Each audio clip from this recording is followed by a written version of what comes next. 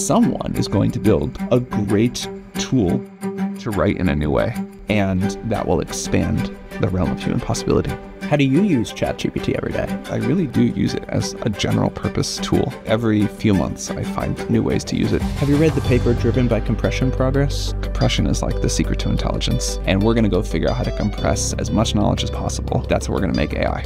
If you were to write a book, what would it be about? Almost all business books are terrible, right? There's like 3 good ideas in 300 pages. What a reader wants is 3 good ideas on 1 page. You wanted to be a novelist. That astounded me. But only for the like romantic life of it, smoking in a cafe in Paris. And yeah, You can still do that. I could. Probably not the path my life is going to go down, but I could. You ever wonder how Sam Altman takes notes, thinks about annual planning, thinks about sabbaticals, what he's going to actually work on, how he chose to focus on AGI? You ever wonder what he learned from Paul Graham? Well, those are the things that we talk about in this episode, and we get answers. Now, you'll see this conversation is in 2 parts. So the first part we record in early 2024, the second part in late 2024, and then this interview is just those 2 things combined and brought together. And before we get into it, one more thing. I'm about to run my final, last ever Rite of Passage cohort. This is the last one ever. This is the graduation tour. This is the last dance. If you want to get to writing, if you get inspired by this episode and you want to join us, go to riteofpassage.com. I would love to have you in the program. All right, let's get into the conversation with Sam Altman. All right, Sam, I want to begin with how has knowledge of LLMs changed how you think about writing and communication?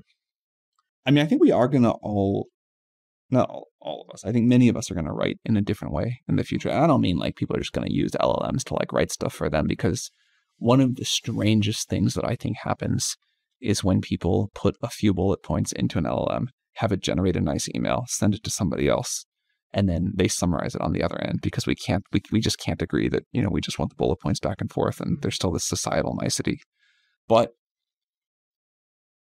someone is going to build, probably somebody already has built a first version of this, like a great tool to write in a new way, where you have this thing that is not, you know, expanding your bullet points, but is helping you discover new things in the idea space.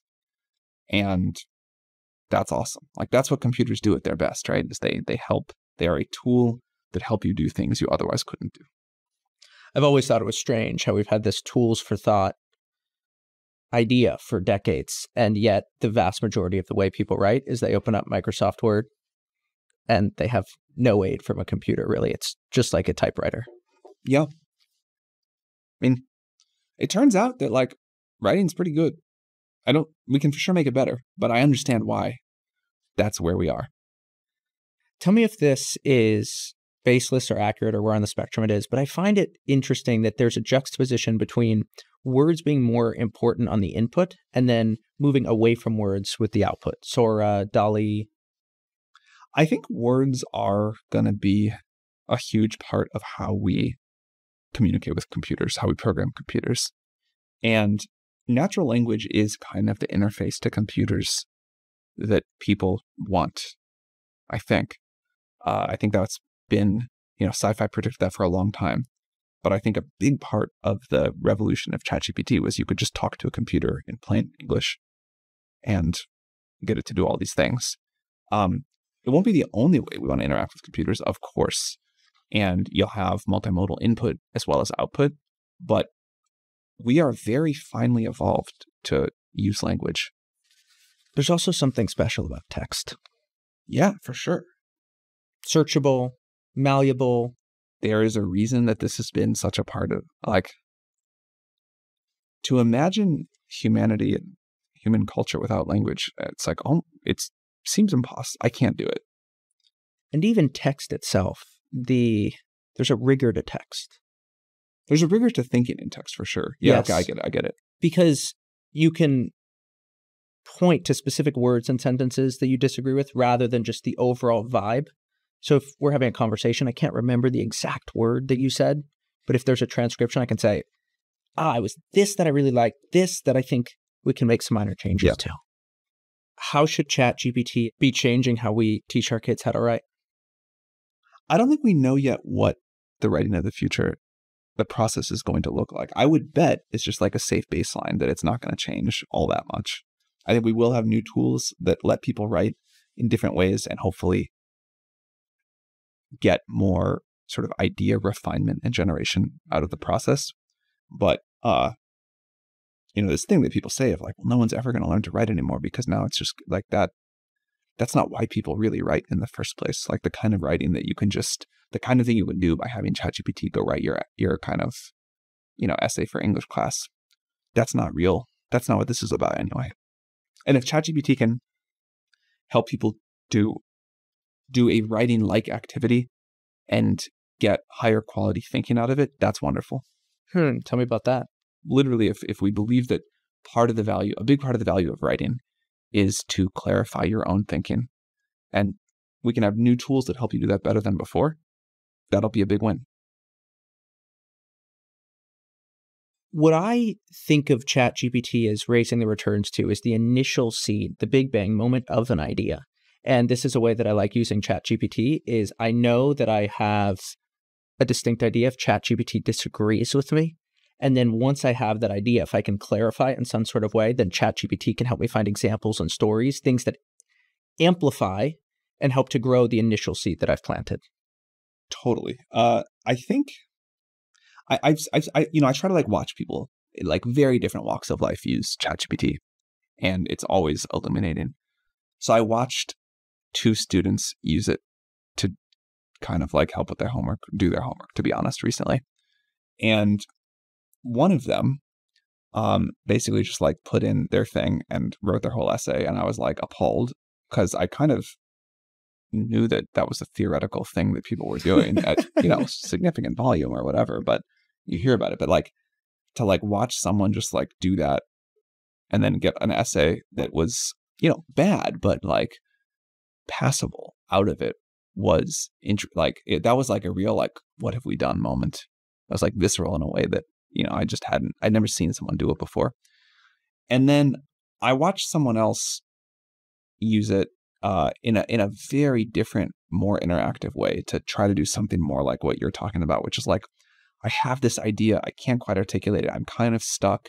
Let me get unblocked and let me generate a bunch more ideas. And the thing that came out of that was far better than I think anybody would have done on their own. And I was like reflecting a lot on that.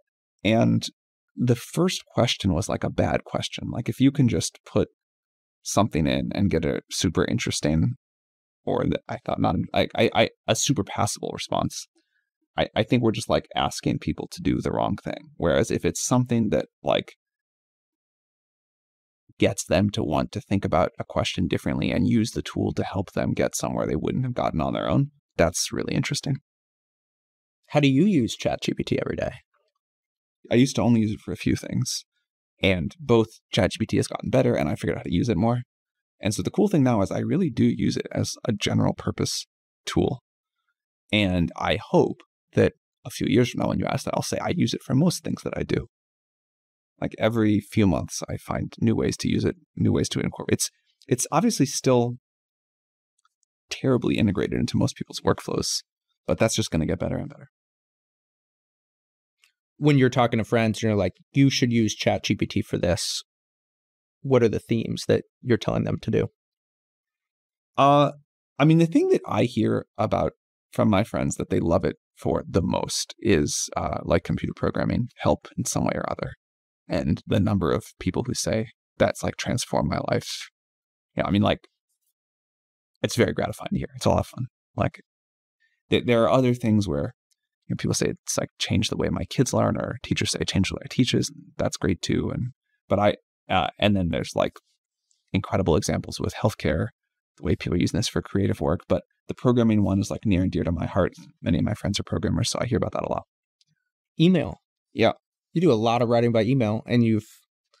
I do a lot of like very short email. Like I do a lot of like 7-word emails. And how has ChatGPT helped you with that? It's super good at summarizing long emails that like most long emails, honestly, I just stop. I don't even read. But if I have to read one, it's super good at like ChatGPT's ability to effectively summarize long pieces of content like a really long thread or whatever. Very impressive. Yeah, I got a tour of the library here. Yeah, that's a cool space. By the way, nice job. I like that space a lot. It's beautiful. Thank you. And I saw the Incerto on the wall by Nassim Taleb, and he says that basically the definition of a good book is one that can't be summarized. And maybe there's an equivalent for GPT. There's a really interesting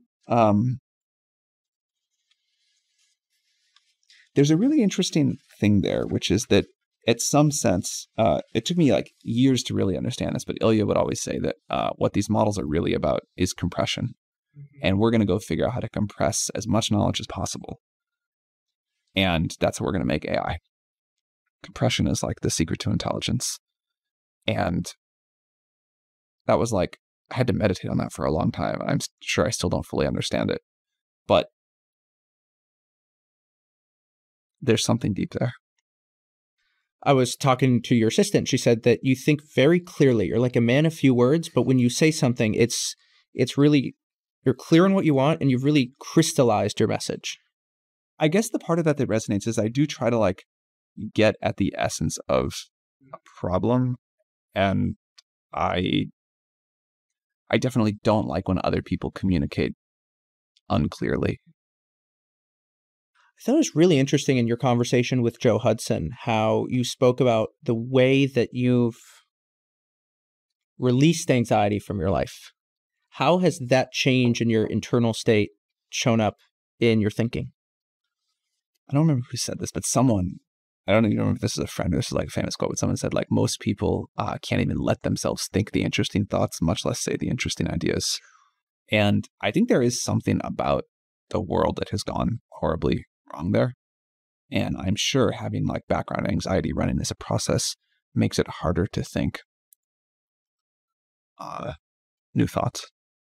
And to focus. For sure, if you're like a bundle of anxiety and you have like an inner monologue spinning you in all sorts of different directions, it's hard to really sit down and focus. But if you're like constantly self-critical, if you're constantly saying, well, what will other people think about this? If I even, I think a lot of people I've heard people say things like, well, that might be an interesting idea, but I would like feel embarrassed or foolish to even like tell people that I was thinking about it or working on it. Like if you can't even let yourself like go pretty far down the path of an exploring idea before you worry about what other people are going to think about it, that seems bad. This idea that you have around people spend so much time trying to think about how to be more productive, but you're like, hold on. Let's talk about how to really think about what we're going to work on in the first place. Yeah. How does writing help you do that? So first of all, I strongly agree that if you have a choice between spending some effort thinking about what to work on versus how to like be a little bit more productive in this new method or that new method, you should have a very high bar for doing anything but thinking about what to work on. I think that's just sort of a higher impact thing most of the time. Of course, that doesn't work all the time. At some point, you actually have to go execute. But I often see people who I think are really talented, work super hard, are super productive, just not spend much time, or surprisingly often, not really spend any time at all in a meaningful way thinking about what they're going to work on. And I think that's like the high order bit. So that's part one. In terms of writing as a way to do that, I think of writing as sort of like externalized thinking. I still, if I have like a very hard problem or if I feel a little bit confused about something, have not found anything better to do than to like sit down and make myself write it out. Write out like what I'm, how I'm thinking about it, what I think somebody should be, try to like figure out how to explain it to myself or to somebody else. So I think it's this like, it is a super powerful thinking tool. I write things down for myself, or for the most, and for like private groups the second most, and public at this point very rarely. What are the different parameters of clear communication? There's sort of the sloganeering, there is a good tagline, there's also the depth, the idea maze. Yeah, actually, I think clear communication is very much less important and very much downstream of actually clear thinking.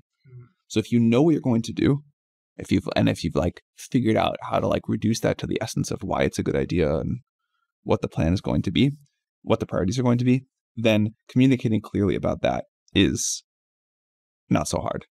But getting clear about the actual ideas is really hard.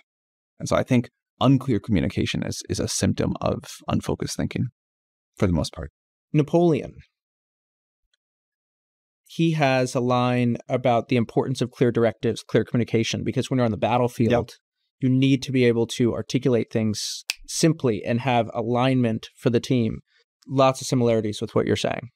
I mean, I don't think that's just Napoleon. I think that, as I understand it, I haven't studied a lot of military history, but that's like a pretty common refrain. Like that seems to have been borne out by history. But I also think that's like borne out in business, that clarity, speed, quality of execution, all linked. Of all the things that you've written, what are you most proud of? This is not false modesty, truly none of it. Writing is not my gift, and I'm okay with that. Like, writing is super valuable to me as a tool for thinking, for communicating internally with the org, but there's nothing. I hope I will do things that like stand the test of time and matter to the world. It's not going to be my writing, but that doesn't mean I don't get a lot of value out of it. I think that, to give you a little bit more credit, maybe the purple prose isn't your gift, but a piece like How to Be Successful really influenced me. Thank you. I appreciate that. To make every next thing that you do be a footnote to what you've done before, that's a profound idea. Yeah. I mean, I think I hope that like I will contribute some ideas to the world that matter. I hope all of those matter, much less than OpenAI does. But that's nice of you to say, so I genuinely appreciate it. What got you to start writing the personal blog? I wanted to like practice writing. I had this like sense. I had watched Paul Graham write, and he's an amazing writer. I never had any aspirations that I was going to be anything like that, but I had seen how powerful it was for helping startup founders and for getting to invest in good startup founders. So I wanted to like try to get good at it. I'm not a naturally gifted writer, but I believe like, with practice, people can get good at a lot of things. I wanted to like kind of continue doing the thing that seemed to work so well for YC, getting good founders. But honestly, it's not my calling in life. I don't really do it anymore. You wanted to be a novelist. That astounded me. I did, but only for the like romantic life of it. Not that I thought I was ever going to be a good writer. It just seemed like this like very cool thing to like sit, smoking in a cafe in Paris. And yeah, you can still do that. I could. Probably not the path my life is going to go down, but I could. So it turned out I'm like not a very good writer, and I'm not going to be a blogger, and that's okay. But I am still very happy with the experiment because I learned that I can like write for myself to clarify my own thinking, and that has been super powerful. Even the ability to like write a message to like explain to a team what a plan is and why we're going to do it. I think doing that in writing versus doing that in a meeting is often very powerful. Have you done that recently? It's like if we're starting a new project or if we're putting together some sort of like plan that we're going to execute on, forcing myself to write it down rather than just like sit in a meeting and let it spitball around has been very good. Do you have a format of sorts? No. I mean, I try to like keep it under. I don't think long is good. Yeah. So I try to keep it short, but beyond that, no real constraints. Tell me about your just communication lessons that you've learned from Peter Thiel. He is so distinct in the way that he communicates. I know you've spent a lot of time with him, especially early in your career. He's an amazing communicator. And one thing that he does super well is he comes up with these like very evocative, very short statements that really stick in your brain. And I don't know how to do that. I don't really know anybody else who does that like he does. But it's he has like very interesting things to say and very interesting ways to say them. And most people, you're lucky to get one or the other. He is like a very rare combination of both. It's super impressive. What do you think contributes to that? He thinks about the world in this sort of like deeply unconstrained way. He has, I mean, the first thing anybody would say about him is he is a truly brilliant, original thinker. And that's just rare. There's a boundlessness about your thinking that really stands out. Like, I feel like you have that same sort of lack of constraint. I think he's more of a like, here is a totally different view on something that no one else has ever expressed and now sounds like obviously at least interesting and often obviously correct. And I think my view of the world is often more like, can we just do more? Like, we have this like vector. Can we push on it harder? Is that in like the David Deutsch sense of like everything is possible? That's not limited by the constraints of physics. Yeah. And also that there's not enough.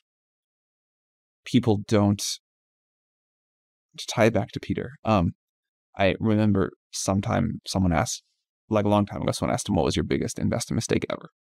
And everybody expected him to say something like, well, I invested in this company, put all this money and it blew up. And he said, the biggest mistake, I don't know if it was B or C, but the biggest mistake ever, let's say, was not investing in the Series B of Facebook. And that is the kind of mistake I try not to make. So I'm like a big believer in find what is working and like go aggressively after it. Ideas are such a power law, and it's about finding that core thing and just doubling, tripling down on that. Yeah, I think that the really good ideas are rare. And when you find one, you should quadruple down on it. And it should be the only thing you push on. You know, you should only push on a few of these things.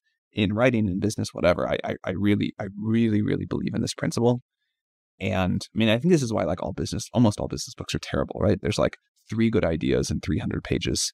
And what a reader wants is 3 good ideas on 1 page. Yeah.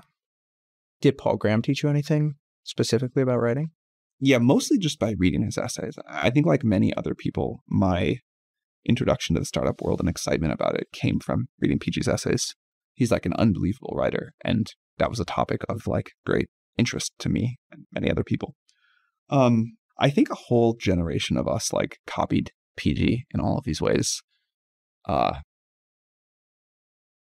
so although he was never like, let me teach you a class on how to write, I and others clearly took a lot of inspiration because I think he just does it in a style that resonates so much.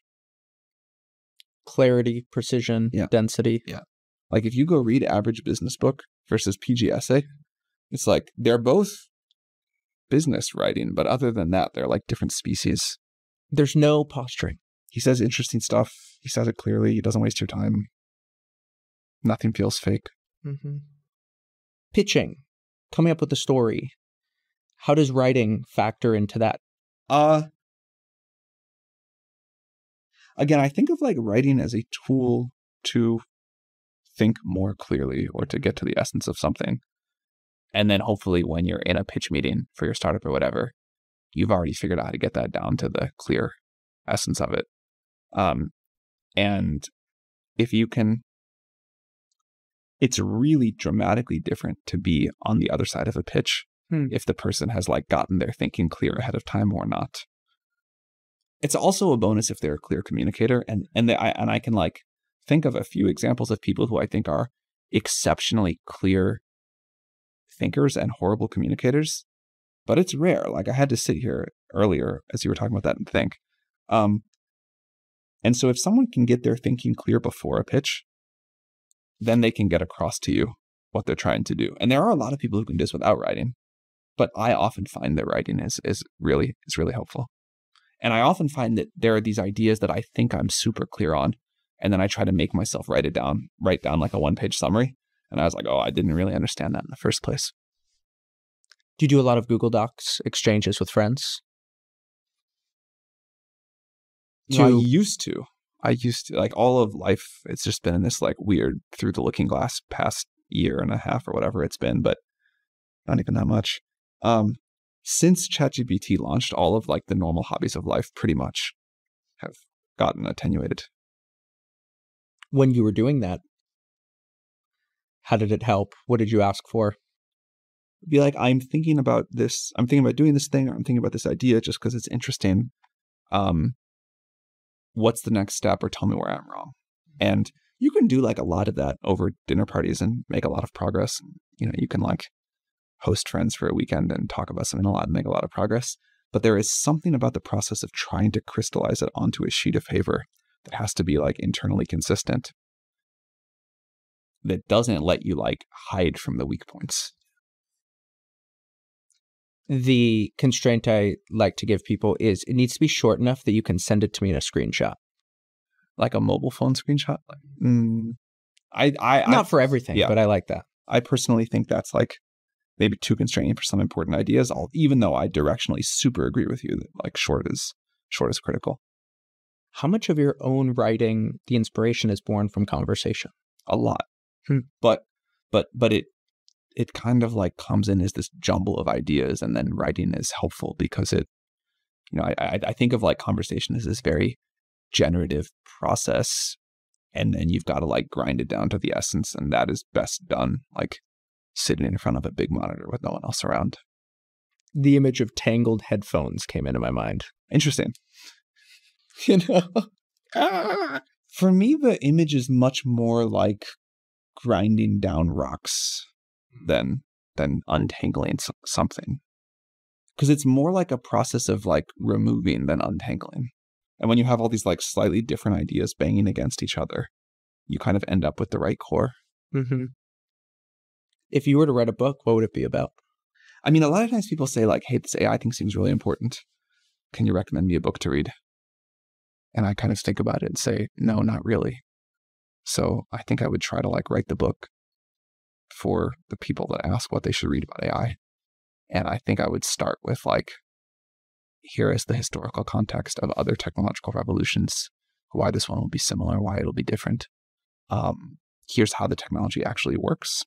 Here's what is possible right now. Here's how this is going to impact your life this year. Here's the range of things that might be possible in 5 years and how it might impact your life then. And then if we really kind of let ourselves dream out 100 years, here's like what this means for all of us. And if I was your editor and I was like, Sam, what is the biggest thing that people are missing right now? What would your answer be? Well, that's why I'm not going to write the book. I haven't had time to like think about that, and I don't think I will anytime soon. Mm-hmm. Where'd the all lowercase thing come from? I mean, I lived online as a kid, and that was just, I don't know, I stopped using the shift key. I do it if I'm writing something that feels like a school paper. Like I actually wrote something that I may do as a blog post, but it's like super long. It's like 20 pages. It's way too long. And I may just not have time to edit it down, but it was still interesting to write. But like for something like that, I still, capitalize it perfectly. So it's like still in there somewhere. I like that. I may not have time to edit it down. There's something about that. That it's really the editing that takes work. Yeah, for sure. I heard a nice line from David Ogilvy. He said, I'm a terrible writer, but I'm a great editor. That's a real skill. That's very tough to do, especially on your own stuff. Do you get help with editing? Like, is that something that happens like in Google Docs here, or how do you think about it? The things that are like written just for like an internal document, those don't really get edited. I mean, that's like I kind of write it once, maybe I read it once if I have extra time, and then just send it out. But for like internal coordination, where I think writing is super valuable, that's not like getting edited for publication. Internal coordination. Why do you use those words? Oh, if there's like a bunch of teams that have to agree on what we're doing, I think like having a written document, we are like a document heavy culture in that sense. I think that's a good thing. Is that document heavy culture something that you got from Matt Machari? No, that predated him. Did YC have that? No, actually, that's interesting. I think it's probably something about like the academic culture of researchers that started it here. In what ways did people's thinking reveal themselves through the writing of YC apps? The biggest thing that I took away most of the time is how rare clarity of expression in a YC application is. And it's rare, even though we say like this is really important and it seems obvious that that's what you should try to do. But I found on the whole that people who did not express themselves clearly in a YC application, did not run the company in a clear way, did not explain to the team what they were doing, did not explain to investors, to customers, everything else what they were doing in a clear way. And that is a very hard way to have a chance at success for a company. So much of your job as a founder or anyone leading any kind of company is like evangelist in chief. Mm-hmm. And it's hard to be an effective evangelist without clear communication. When you were at Y Combinator, you had a big initiative of open sourcing knowledge around a course, and you wrote a book called The Startup Playbook. I would say I wrote like a pamphlet, but Okay. sure. Well, okay. You wrote a 50-page book, but tell me about why you did that and the process of writing the book. I think getting the knowledge out about how to do startups is just like a clear net win for the world. It's not the most important part of what YC does, like the one-on-one mentoring support, the network. That's all more important. But putting the knowledge out there is I think, a good and easy thing to do.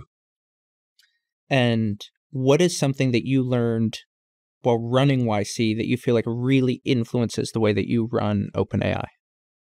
A big part of YC was just like encouraging founders to be more ambitious and to like kind of go after what they believed in. And I think there's a lot of that in running the company too. What is something that you're excited to do with your writing with GPT that you can't do now? The thing that I have been thinking about is how can I use ChatGPT to just like make writing feel higher volume and lower stakes?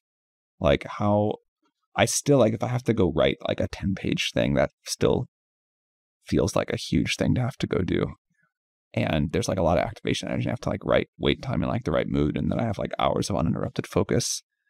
And if using ChatGPT, and I haven't figured this out yet, but I've been thinking about it, can somehow mean like it's the kind of thing I do when I'm like in an Uber for 15 minutes, because it just makes the activation energy that low, that would be very cool. How can GPT amplify different personalities? You know, one of the things I like to use it for is, hey, rewrite this in the style of Amor Tolles or Tyler Cowen. How can GPT continue to do that? Well, future versions of GPT will be very capable of that. What the fair thing to Tyler Cowen is in that case, we're trying to figure out. So it's like not an obvious question, but for sure, what everybody agrees on is there can be many personalities that are not based on real people. And that's a cool thing to have. And the fact that you can have, let's call them like personas. You can have like ChatGPT remix things in different personas. I think that'll be helpful in the creative process. The thing that I hope for more than anything else out of ChatGPT and future versions is that it will be a tool that lets us do things we just couldn't do before, think of ideas we just couldn't have before, be more creative than we could be before. And this is kind of the arc of technology, but I think this is going to be a particularly great example of it.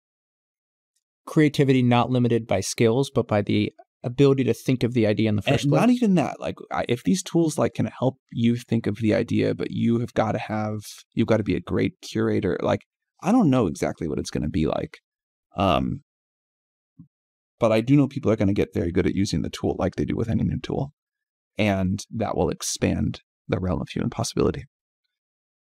Hey, I want to tell you about a new site that I built called Writing Examples. We take writers like Steinbeck, Orwell, Seinfeld, and break down what makes their writing so good. If that sounds like it's kind of your thing, well, go to writingexamples.com. And if you go there, you enter your email, I'll send you my 3 favorite editions right away. All right, back to the episode. One of the things that I really admire about you is how deliberate you are about thinking about what to work on. And I'm curious how you thought about your choice to work on AGI and what that process of envisioning that one thing that you were going to focus on was all about. Yeah, process is the right word for it, right? Like all of these things sort of start as these like almost jokes. So not quite a joke, but like a sort of like somewhat ridiculous idea. Now working on AGI seems like the obvious only decision for me, at least. But at the time it seemed like a pipe dream. But I think ideas in general are very fragile. Good ideas, the best ideas, are extremely fragile. And there is an unbelievable amount of value in figuring out a setup, a method, whatever you want to call it, for not killing very fragile but potentially very great ideas. This comes down to like how you think about it, what your process to make a decision is. It comes down to like who you surround yourself with. I think a particular kind of toxicity to avoid are the people who are like so smart they understand why every great idea is bad. But I think in the very early days, the main thing is not to accidentally kill good ideas. So tell me about fragility and how writing factors into this. The thing that is most important to me personally about writing is like externalized thinking and organization, magnification, whatever you want to call it, of vague ideas. I find it astonishing how much writing just for yourself, sometimes for a small group of other people you're exploring an idea with, but mostly writing just for yourself helps clarify what you actually think, helps like sharpen stuff in a way that for me, and I think for a lot of other people, is somehow impossible to do just like thinking carefully on a long hike.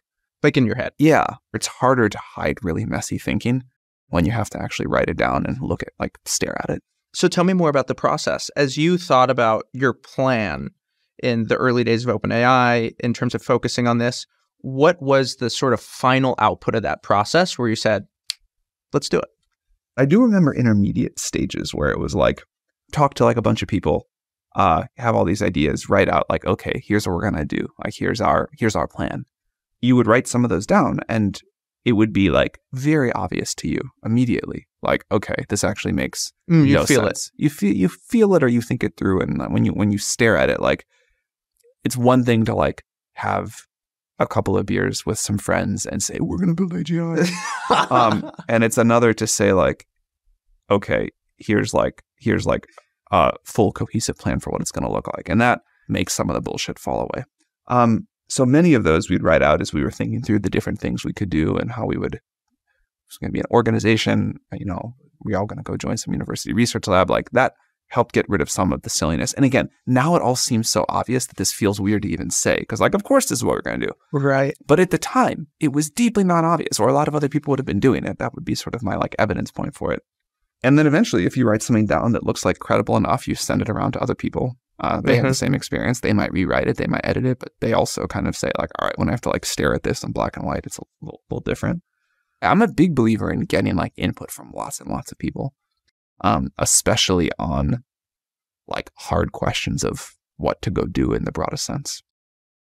And now, as you do annual planning and you think in 1, maybe 3-year timeframes, is that process the same, different? I don't do this with like as much rigor as I should. It hasn't been annual, but maybe like every 2 years, I've written a document for OpenAI called literally Our Plan.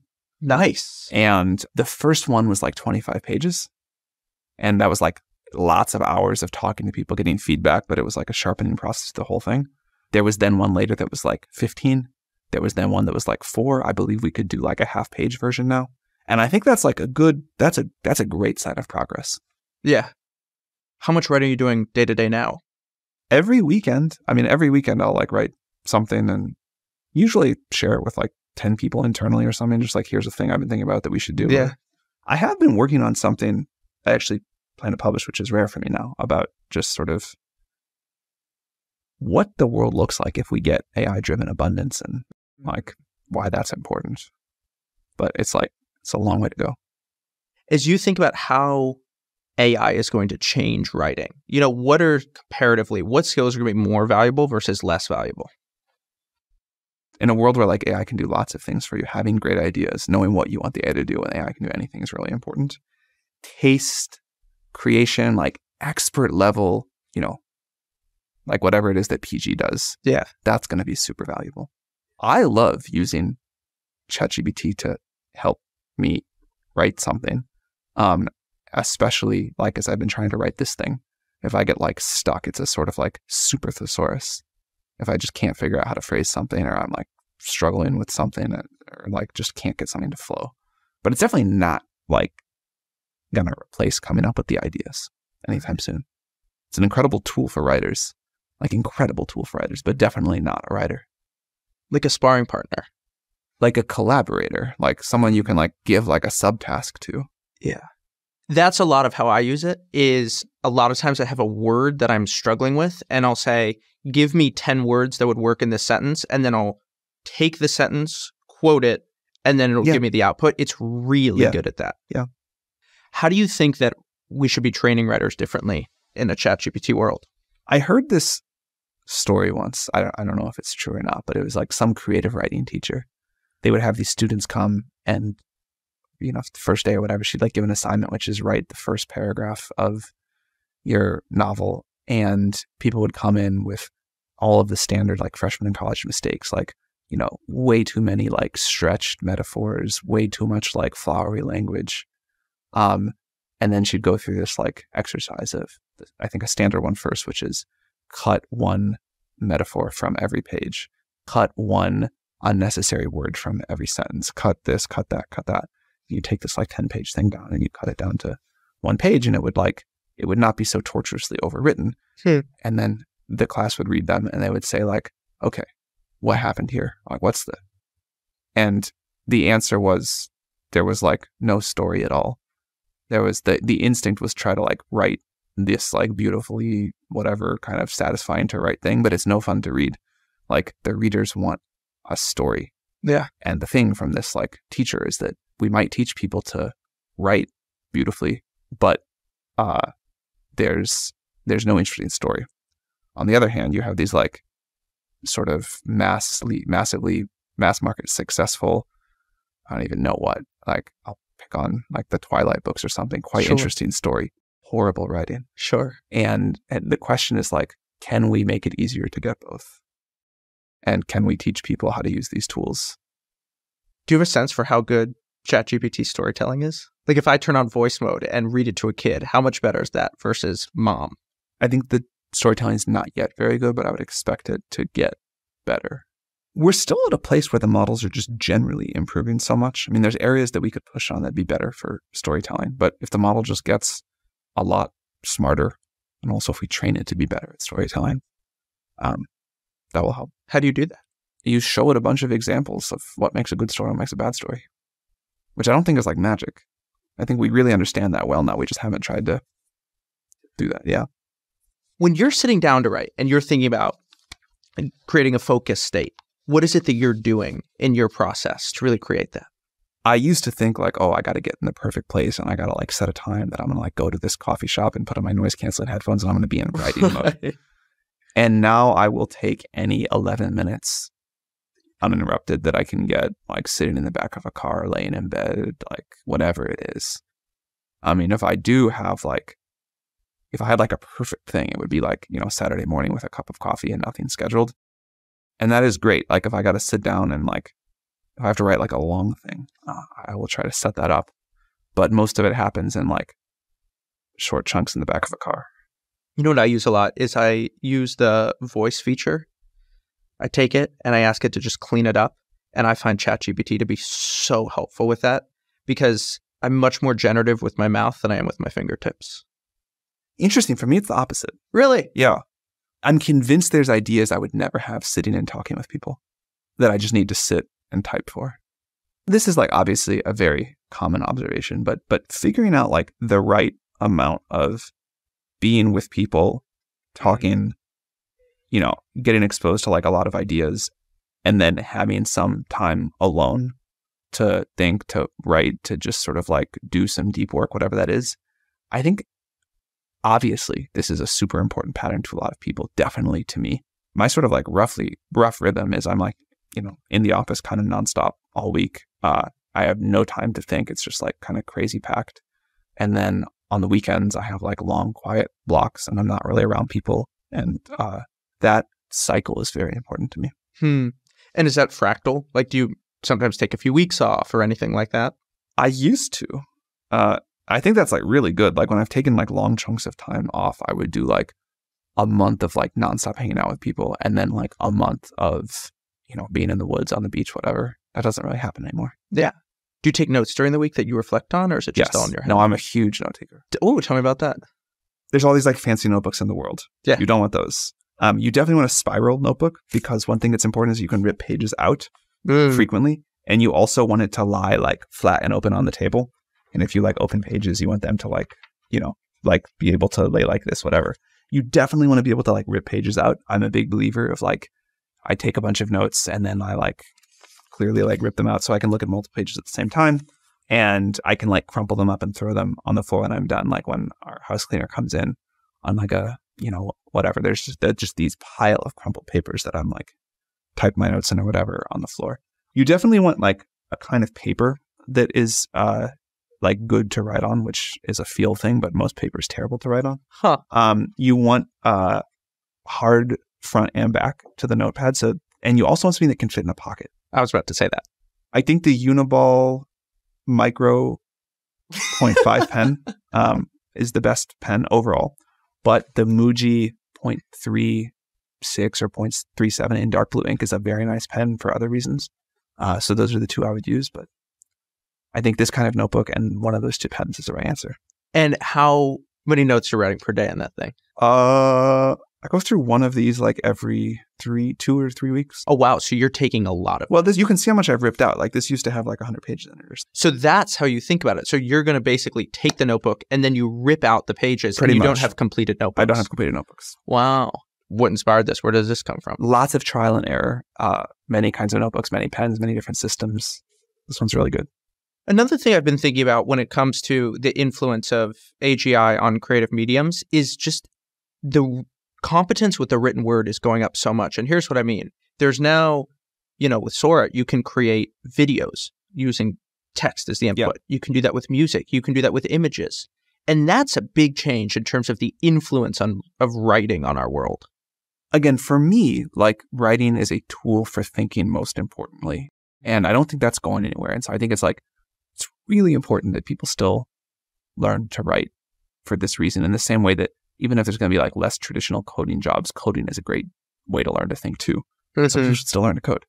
So when you say it's important that people learn to write, what does that mean? What it means to me is that I've like figured out this tool to think more clearly. Now, if there's a better way to think more clearly with AI, great, I would switch to that. I've definitely not found that yet. A final question that we can close with is there's just a lot of people out there who are saying that AI is going to kill writing, and they're angry about it. And what do you make of that? I don't see any evidence whatsoever that AI seems to be killing writing. I mean, there's like a lot of bad AI writing, like plastered over the internet. And there's like a lot of like bad student assignments that have probably been written by AI. But I don't think anyone's serious. I don't think Paul Graham is sitting around being like, AI is gonna, kill my writing here. I think it would have to be like full super intelligence before I was like, okay, this is gonna replace human writing, full stop. And we have much bigger issues to worry about at that point. Even if that happened, let's say we have a system that can write better than a human. Do you think that the most popular novel of 2027 has a human name on it or not? Like a human writer on it or not? I think yes. I think it does too. When I finish a great book, the first thing I go do is like, I want to know about the writer. I want to know their life story. And I don't think I'll ever have that feeling to like AI writing. There is something about you read an incredible book and you get to connect to a person even though you don't literally know them. You feel like you do, and you feel like you have this important shared human experience. And that is like some significant percentage of the enjoyment of a great book to me. And I bet we keep doing that. All right, Sam. All right. Thank you very much. This was fun. This was fun.